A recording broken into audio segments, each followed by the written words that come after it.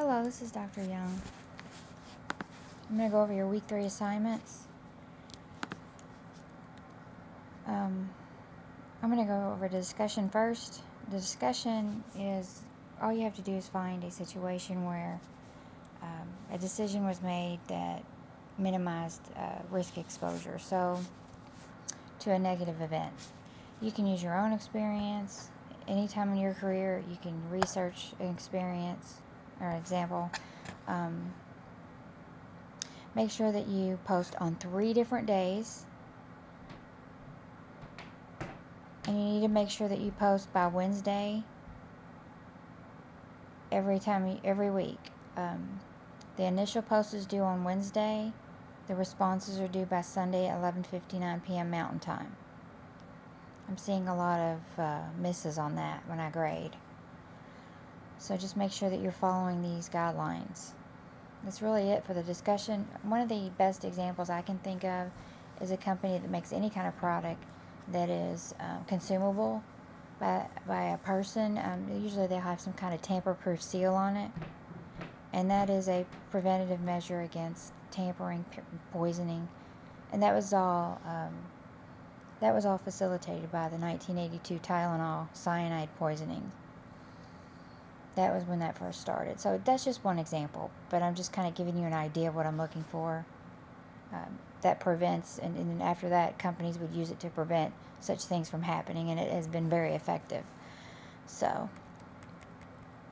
I'm going to go back up here. Business impact analysis. Both of these is actually, you've got that, and you've got a business impact analysis exercise. So both of these need to be at least 250 words. You are using APA format for these assignments, as well as any of the other assignments in this class that don't state otherwise. But for this one here, we're linking it to our business impact analysis. We're linking it to your personal life. So now you're going to answer these questions, and you're going to use, make sure that you've read your text before you do this assignment, either one of these assignments. Identify the critical functions enabling you to earn a degree and how they might be at risk, either in a small way or in ways that could prevent you from reaching your objective. So you kind of have to think through all the scenarios, kind of do a SWOT analysis and think about all the threats that are around you, opportunities, ways to make it easier on yourself. You have to think about all of them. And then, let's see, for this one, what might get in the way of you reaching your goal, and what can you do to limit the risk of those events occurring? So what can you do preventative-wise? Use an impact analysis matrix to describe the probability of the events you describe versus the potential damage. And that should be part of your reading, that you're going to be able to do the impact analysis matrix. And again, you can,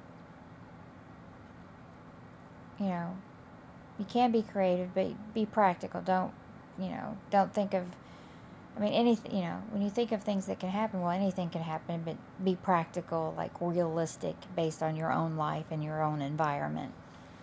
Don't go way off on me, like, aliens are going to land, and what if we had a, zombie apocalypse? Don't go there. Just stick to the more practical things here.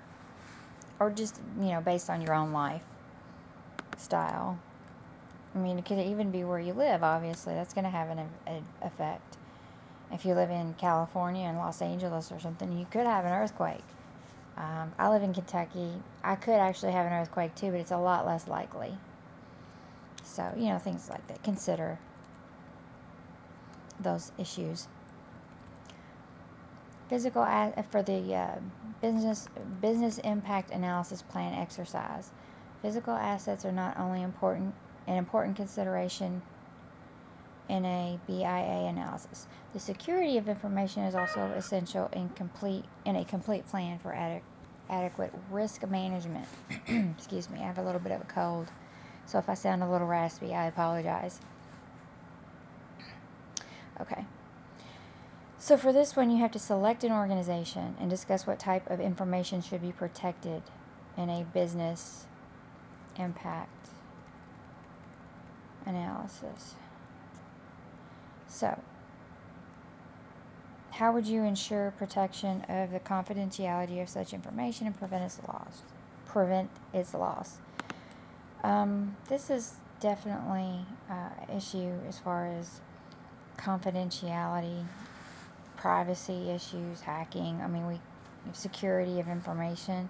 So I want you to kind of think about how that is currently playing out when every other day you're seeing something in the media about, something, Twitter got hacked and there's 32 million passwords. I saw that today that are up for sale. I don't know, but just Target is a good example. They, a bunch of customers had their Target card information hacked.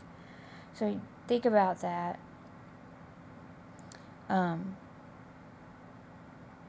can you protect that information? What are some ways that you can do that? This is a very big risk. So tell me about some steps that you can realistically take that might help prevent that from happening. Basically, that's what you want to do for that assignment. Remember, this is APA style. You need to make sure you give me title page, page numbers, headers, reference pages, in-text citations. I'm expecting to see that in these papers. If you have any questions or concerns, just let me know and I'll be happy to answer any questions that you have. Thanks and have a good evening.